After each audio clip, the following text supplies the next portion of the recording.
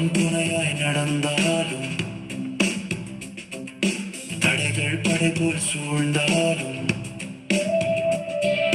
துன்பம் துணையாய் நடந்தாலும் தடைகள் படை போல் சூழ்ந்தாலும் நாட்கள் இருளால் நகர்ந்தாலும் தேகம் வலியால் நொந்தாலும் நீங்கதானே என்னை காக்கணும், மகனாக பாதுகாக்கணும். உம்மை விட்டு விலக முடியுமா? உந்தன் அன்பை விட்டு அகல முடியுமா?